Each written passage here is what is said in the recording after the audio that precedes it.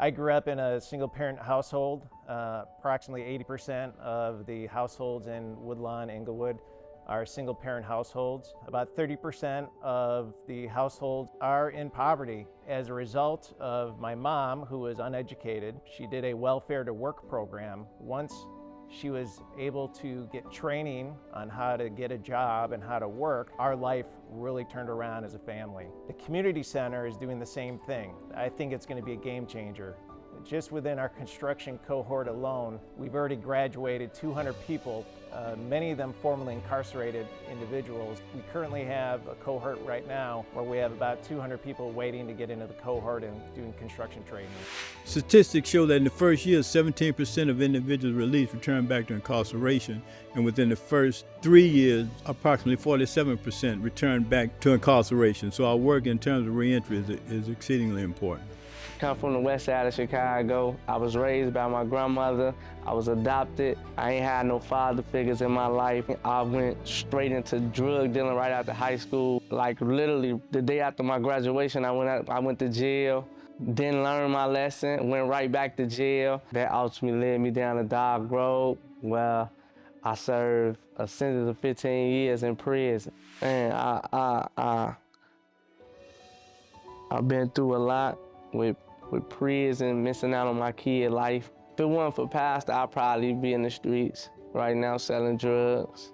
It changed from me wanting to sell drugs to me wanting to be a working man and do the hard thing, which is work and provide for my family. My position right now, I'm a reentry community navigator, so I help connect our returning citizens that come home from prison to get reacclimated back into society.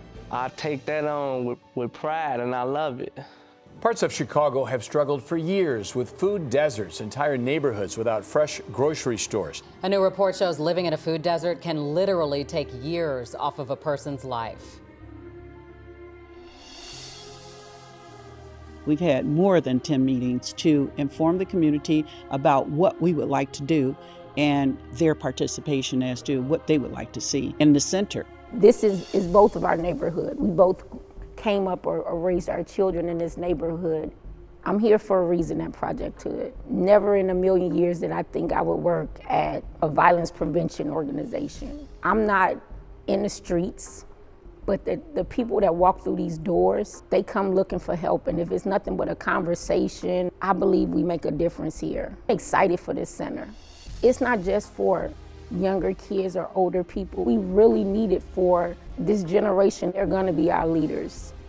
I'm Matt Gams, I'm the Chief Impact Officer of Wintrust Financial. We like to go do things that are a little bit different, to put a location like we did in North Lawndale, now to go into Project H.O.O.D. That isn't a traditional place we think, oh, that's where a bank would go. And this is a neighborhood that is not overly served by banks. There are some towns that we're in where there's banks on every corner. This isn't one of them. And although that bank is part of our Beverly Bank and Trust Charter, it's going to have the name Southside Community Bank.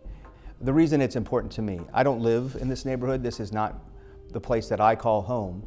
But when I stand down there and I see the kids that come to Project H.O.O.D. and I see the events they do, this speaks to what HOPE is about, and what you should think about as a donor and a potential supporter is how do you want to keep hope alive in communities where it is not an absolute certainty. The starting line is near, but it's going to take a lot more effort to get this project done and sustain it into the future, giving hope an economic driver to that neighborhood for decades to come. Please join us. The road isn't over, it's just beginning.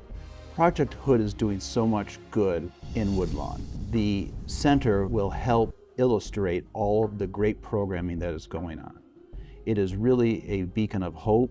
It's inspiring to see how the violence in that community has reduced through Pastor Brooks' leadership, and we believe that the center will allow more and more families to enjoy the prosperity that that neighborhood needs and deserves.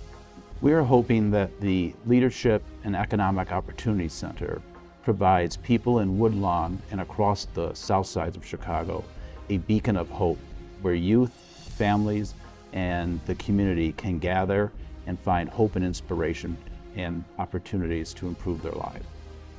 I think it's a wonderful thing to help them build that spirit and that willingness and desire to share everything you have to help the next person.